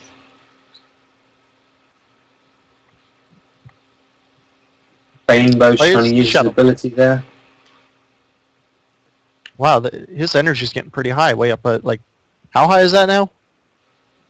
7? It didn't hit 10, so yeah, he had to use it, even though it's ineffectual on the Disciple. Yeah, that is kind of a situation where once it's at 10, it's really inefficient not to spend it because you don't want to basically be killing one shadow energy on yourself every turn. You also know your opponent has like interference. Do you really want to let them interfere up to 10? Probably not.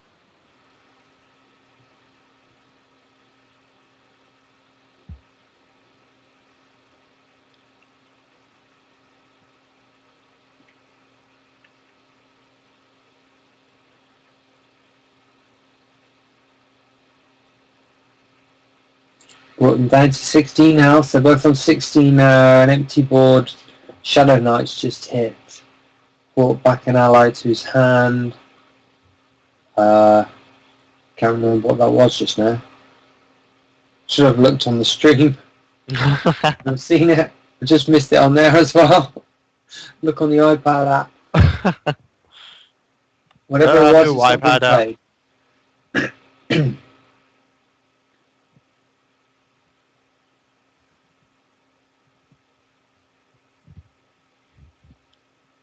So Banebow's down to 5 shadow energy now.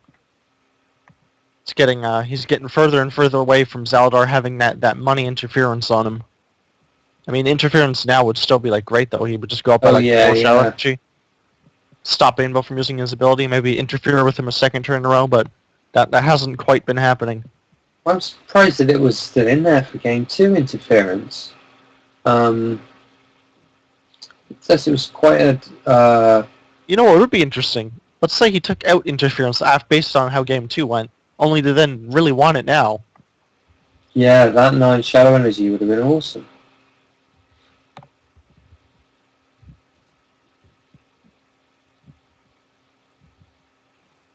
And Zalgar's down to 12. He hasn't got a huge graveyard. I think there's 4 allies in there at the moment. Possibly 5.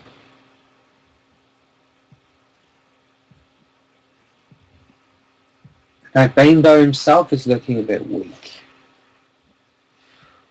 This could go either way. Definitely could.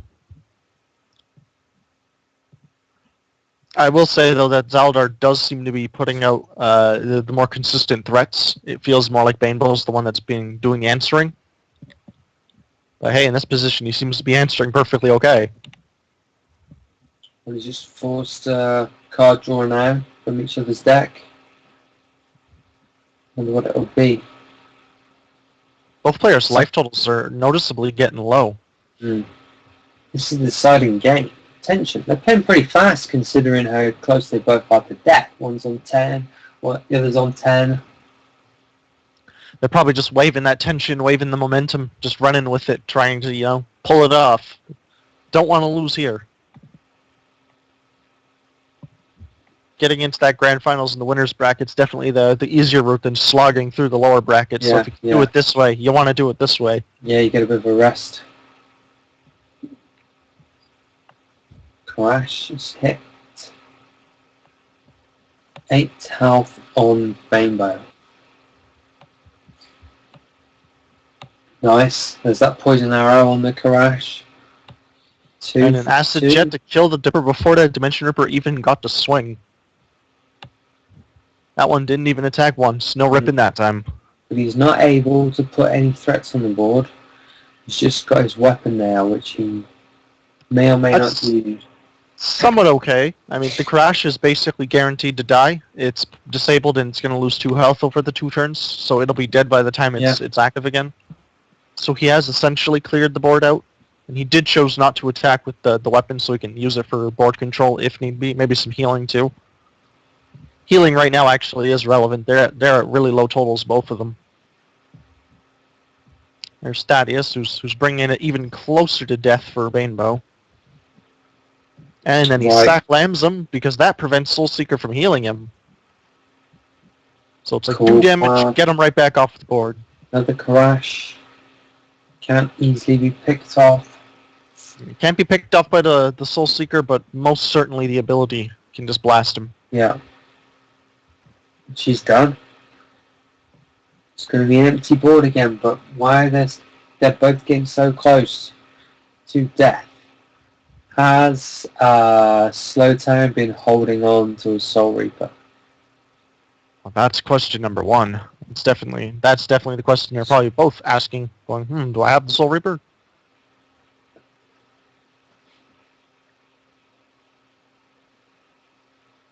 I'm kind of surprised not to have seen any Infinity Cores in these Zaladar decks. My assumption must have been that they thought it was too slow.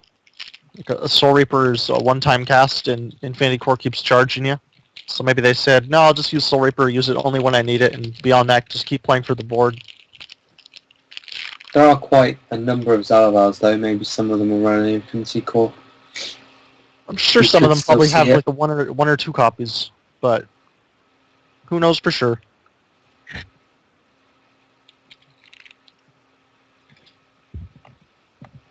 So Zalar's down to 4 now. If I'm Banebow, would I play an ally?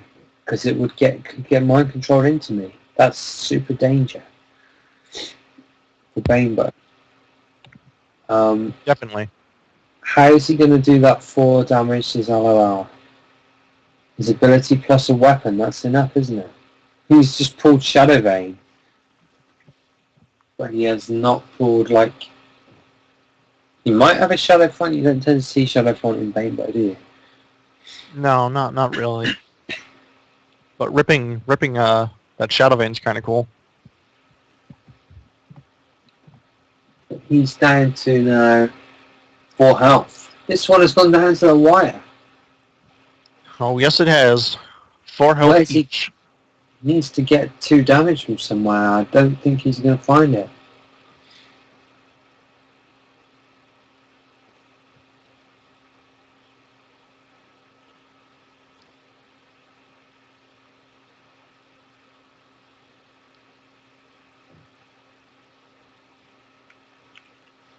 DMT, it's going to get him down to 1 health, I think.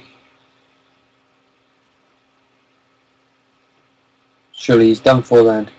Those 2 allies is enough. No, because of the armor. The armor's going to block them. This is crazy. Does he have the ability? Maybe his ability could do it. Well, he would need Shadow Font. That's exactly it. He would need like the Shadow Font to pull that off. Mind Control. Zero's an ally, damn. Wouldn't be the most helpful on a 0 attack ally, but... Oh, right, true. He could have it, though. He's dead otherwise. So close. It's got a lot So of close, indeed. You'd have thought that armor that's usually working as a draw engine is in this case stopped with death. He's zapped, you whack the hero, game over. Game to Monomax. Congratulations. Congrats to Monomax. done. He is really performing strongly in this event. So, and he's heading on to face another... He's heading off to Oliver. face the winner of the Leo Lion Dragon matchup. It should be a pretty exciting winner bracket finals. Also, Emigor has 2-0'd Jackie, so Jackie is now out.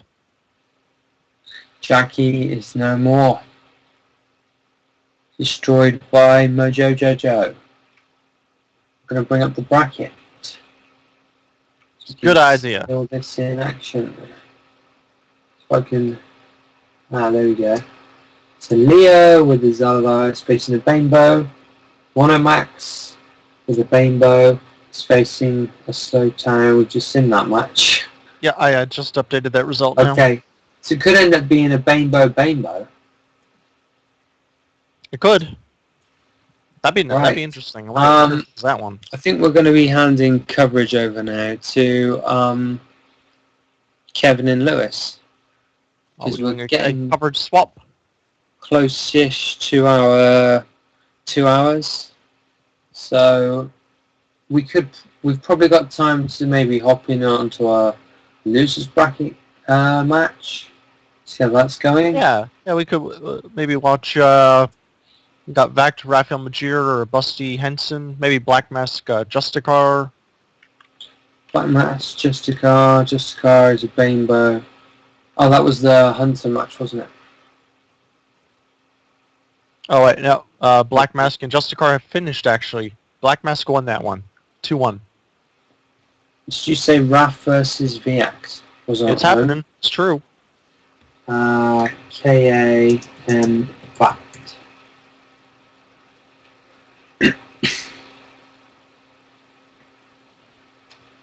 Can't see it. I'm sure it's happening. Try it's doing it.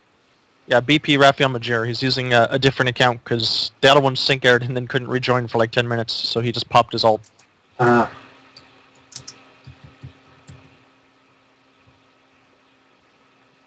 Raphael Major. BP Raphael Majir. There's no space in Raphael Majir. Right. Major. Why did I type RP? BP. Raphael Major. RP Raphael Majir. Roleplay. Yeah, RP. It's this new guild that's started up. One of those is just finished, actually. They just finished game 1? So the Act won the first, yeah. Cool. So there'll be another one popping up in a minute. We can always jump into the Busty game if we want, or maybe the Eclipse game. Oh! Eclipse is on, is he? He is. He's playing against Black Mask. That's another Zal Banebow. The one that's just finished. By look at things, Eclipse took it. Eclipse is taking game 1. And then we got... And in the Busty Henson front, Henson has taken game 1. Right. So apparently they've all finished game 1 but haven't started game 2 yet. They're all sideboarding. Okay. Well, we could do game 1 of the Lion Dragon match and then hand over. Good call. Maybe that one has still going on, so we That can has catch it before we go. started. So Lion Dragon started against KA Leo. So these Sure, are the let's two do that. finalists from yesterday. We'll jump into this and then we'll hand over for game 2 and possibly game 3. So we've got a Banebow again versus Zalvar. We haven't seen Lion Dragon's Banebow in action today, so we might see some surprises versus what's already been on.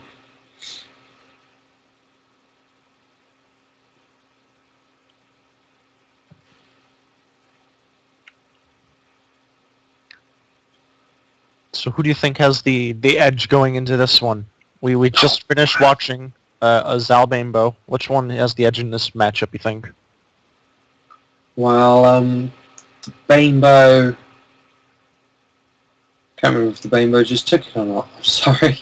Monomax The ended Bainbo up just winning. took it. Monomax Yes. just took it. So, Monomax ended up yeah. winning, so Bainbo took it. Well, in Do you that think that'll case, happen again here? Why not? Of Bainbo... course, keeping in mind that Yes. Leo is playing Zaladar. Leo won yesterday. So Leo maybe still Leo's hasn't like, lost, no. so Leo is still undefeated, actually. It's true. we'll just vote Leo. Huge pressure on him. But Lion Dragon is no slouch either. I mean, he just came off second place and won that last chance qualifier the day before, so he definitely has that grinder spirit, knows how to really go through those games and never tire out. He's brought a different hero today than yesterday, and got him all the way, just like Leo's brought a different one.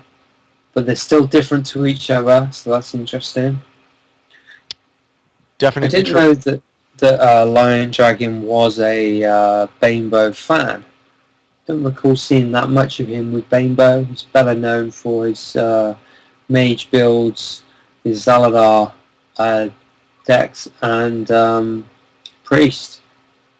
So he's gone hunter this time. Maybe he's just adapting to what he sees, knowing he has a sideboard at his fingertips that he can use. And I mean, you don't want to bring the same thing twice, right? If you showed your mage hand day one, do you really want to do it in day two? Probably not. Well, I wonder whether people assume things are going to change and then respond to the expected change, and then you just bring exactly the same. Yeah. Psych him out. Because the way it was set up is it was entirely possible to submit your day one deck, play day one, and then submit your day two deck list afterwards. So there was an ability to kind of discern information from the first event to affect the second event.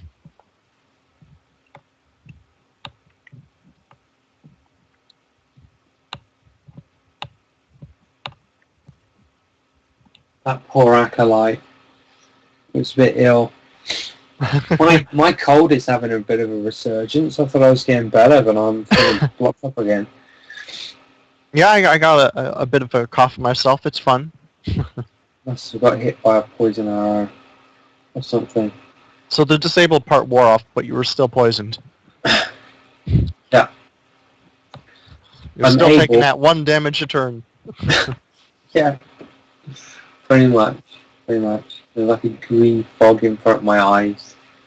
That does not sound pleasant. A green That's fog in front of your eyes. It's not good.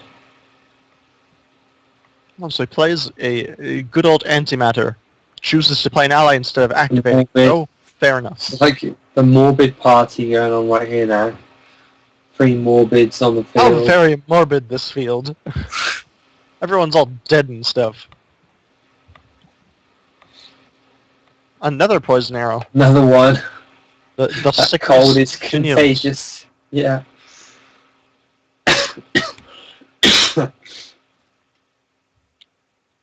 With that 5 health though, it takes a lot of work just to get rid of them. Oh no, it doesn't. They're both dead.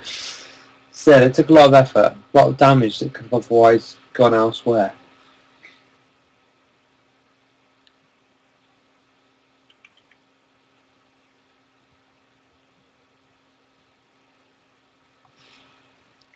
And Monomax just brought up a good point to me.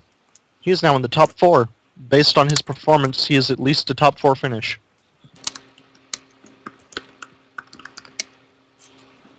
Props to Monomax, our America's regional winner 2012.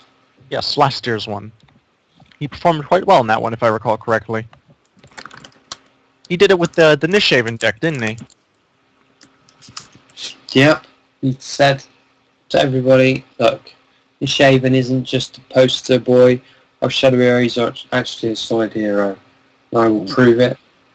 And everybody said, no, get real. Why are you telling us you're a hero before the event? And he said, that's just how I do things, and then he won with it. Why not, right?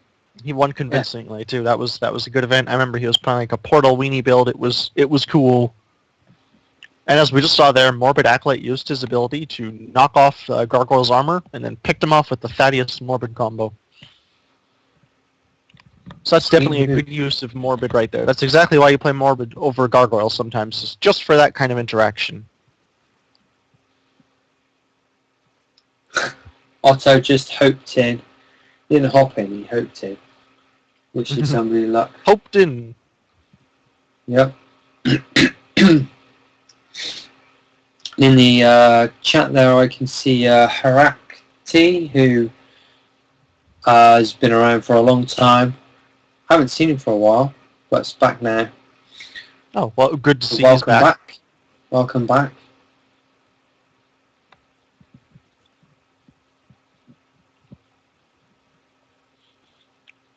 I must say, Bainbow has quite the strong board presence here right now. Yeah.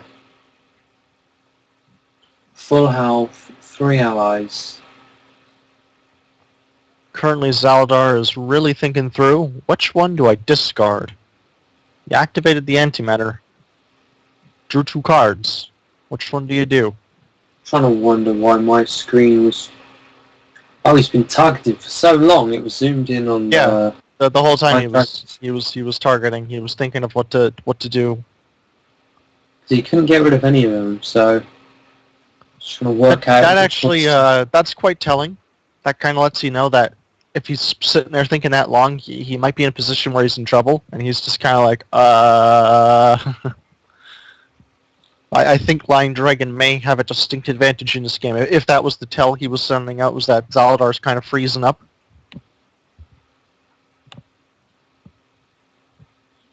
Though we have noticed in the past that Leo really does like to think through his moves, so it's possible that even that could have just been a calculated play and he had to think it through correctly. Yeah. Like he made the decision to let that Thaddeus live and not let the other two live on the last turn.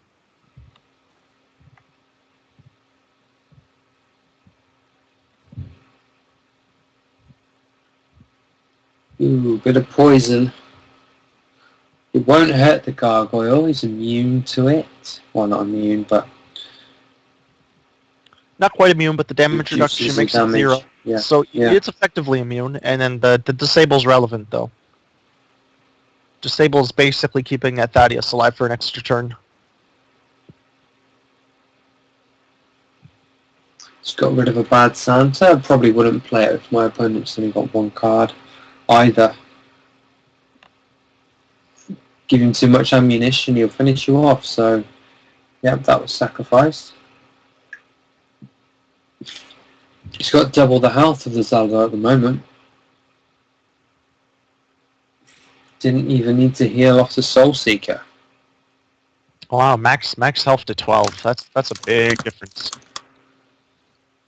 Yeah, I think Zaldar's just having a bit of trouble, but there is an antimatter in play. If we look at Bainbow, we notice that there's no draw engine on Bainbow's side, and a Leyline Nexus just popped off that Soul Seeker. It's quite possible that Zaldar might be able to creep back into the game if he can use his card advantage angle correctly. It'll be tough, though. Does have his ability primed and ready. He could use that to zap the Bainbow and the Thaddeus, but it won't kill Thaddeus, I don't think. Can't see if he's at 4 health or 2 health.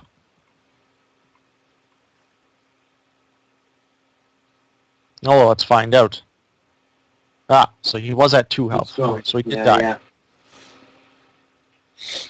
That Zaldar's down to 11 cards in deck. That armor saved Bainbow in a previous matchup. The 1 damage reduction came in handy.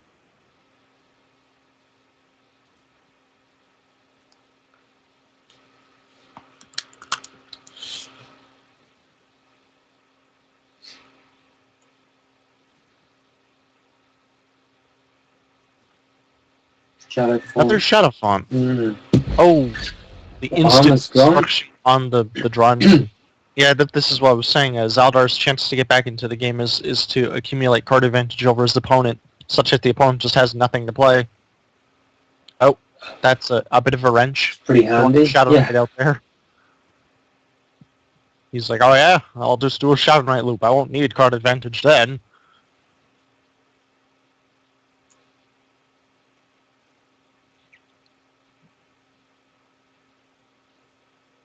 I want to give a shout out to Jackie, who didn't recognise my voice.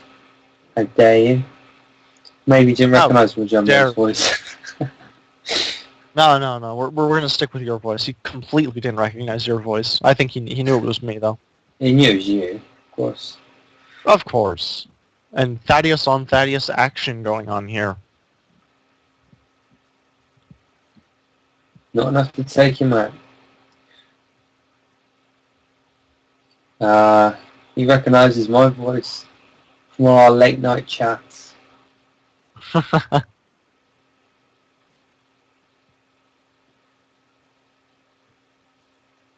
So you and Jackie then have late night chats. Most nights, yeah. So yeah, he's scared of the monsters in his bedroom, so I have to I see. Of course. tell him a story. That's very kind of you, actually, to tell him a story and soothe his mind and soul when he is scared of those bed monsters. That'd be it. That's it. Okay, Zaldar chooses to throw away Soul Reaper, even though his life is kind of low. I guess he must feel really confident about that other card he got. Yeah, he must have been really confident in his other card. Have two of them. Yeah, maybe that was it. It's possible. Or maybe he just thinks the life lead won't really matter. He's going to win off just the card advantage and board presence, and that might be his angle. More Thaddeus on Thaddeus action. Kills Thaddeus this time. No, I'm the real Thaddeus. No, I am. Zaldar's deck is getting frighteningly low there. 3 cards left. Yikes, He's out of the picture, so healing's not happening. Maybe an eternal renewal or something. It's getting icky. 3 cards. I have a spare one, or yeah, I don't know. Just looking for like quick answers. He's been roughly on 12 health for a while, isn't he? Yeah, he's starting to stabilize around there. Basically, what happened was Bainbow ran out of fuel, so suddenly there was no more pressure coming. So Zaldar started to use his card advantage to convert it into more board presence and tempo, and his opponent just falls way behind, can't get back into it. Bainbow's Right got now, a nice couple, yeah. Right now it's okay because he's got the 2 allies, but that antimatter's still there. Now he's down to one card in deck. Wow. Epic match between these two combatants who went in the final yesterday.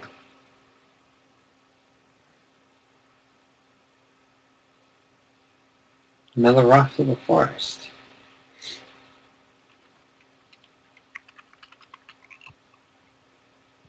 Gargoyle meets his match. I'm thinking there is another Soul Reaper to come. I can't see how anybody would get rid of a Soul Reaper unless they had a spare. Look how much heal he can do there. That's like his whole deck. He can basically heal back to full. No, there he he's done goes. eternal Eternal renewal. renewal. Yeah, that had to be the play because otherwise he would have just been dead. See, that's the thing. Perhaps the antimatter, it pulled up Eternal Renewal and Soul Reaper, and he was like, well, sucks, but I have to get rid of this. True. Right. Plasma Behemoth, one of the most likely targets of a mind control usually. Yeah, especially facing the Shadow position. Player. It's scary to see that PB looking at you. You want him gone. Drops the Sack Lamb.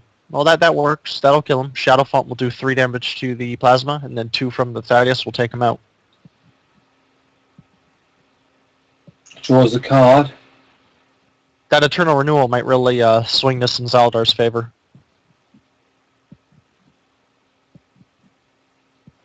Two allies are played. Yep. So the Wrath of the Forest is paying off here. It's really doing what it's supposed to. Those allies, sure, they're going to die, but they're going to draw them a card every single time. Keeps them in the game. This is a great comeback for Azala. Yeah, he's really showing why card advantage matters. You get enough card advantage, eventually you can swing back into an otherwise lost game. Rainbow run out of steam and now he's on lower health. Now to get a position where he was somewhat forced into using a mind control and a gargoyle. You never really want to do it, but kind of had to. Like, it'd be a bit frightening if he plays the fatty now and he doesn't have that mind control anymore. He does have his ability up, so he can probably deal with anything that would come his way. The Thaddeus plus ability is like a good 5 damage.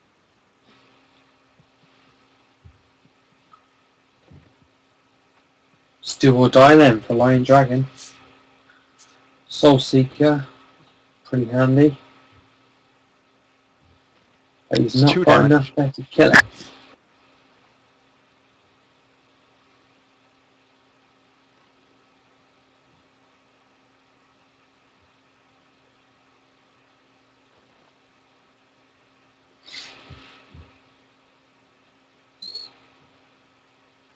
This is too tough to call. Lion Dragon is now on 6 health though. Did you say Zalvar's abilities up as well? Yep, Zaldar used his Shadow Font, so his ability is up. Drop him to 3. I really Sure. think Zaldar might have pulled this off. That Eternal Renewal was perfect. It was exactly what he You're needed, gonna because he basically see, ran out of his deck, but then um, redrew it. Ability plus interference would be pretty sweet now. That wouldn't be bad. I'd like that. If I'm Zaldar, that would be nice.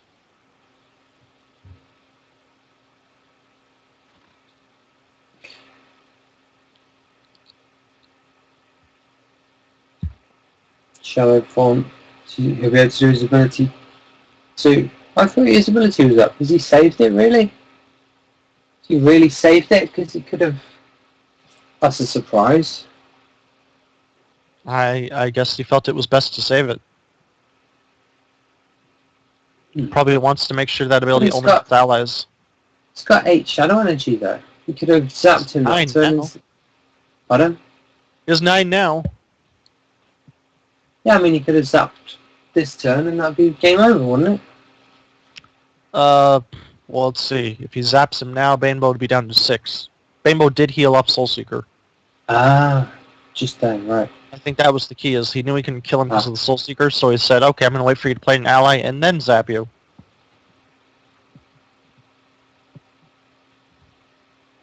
That's why KAL won day 1 and I didn't. He's on the ball. He saw ahead and saw that there was going to be some heal happening.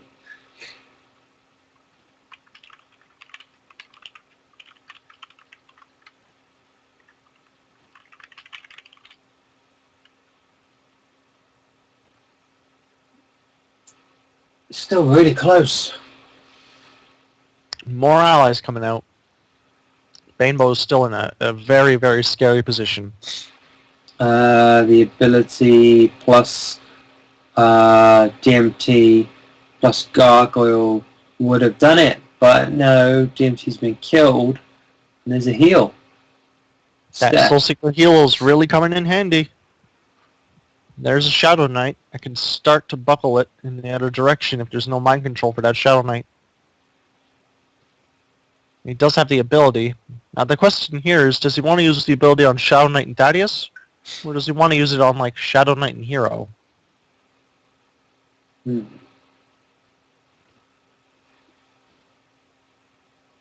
Because Lion Dragon's so low on health, do you want to actually just line up that win?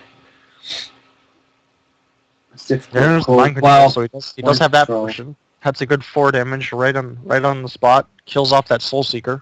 So you used it, right? The armor's still there though. Yes, it's not quite going to be enough. It's like 1 damage short of lethal Two. because the armor's there. Armor, that pesky armor. That armor causing wrinkles in the plan. Still, he's extremely low now. if he wanted, like if he can't kill the hero, he can kill that Thaddeus, put it on top of the graveyard, prevent a Shadow Knight loop. Yeah, Wouldn't good be call. bad.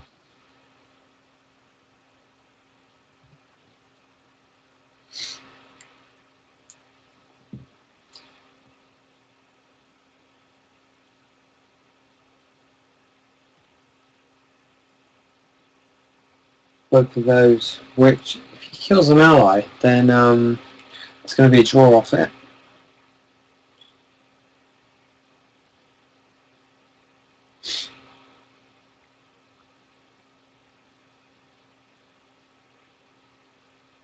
One health. Just one. DMT ping would do.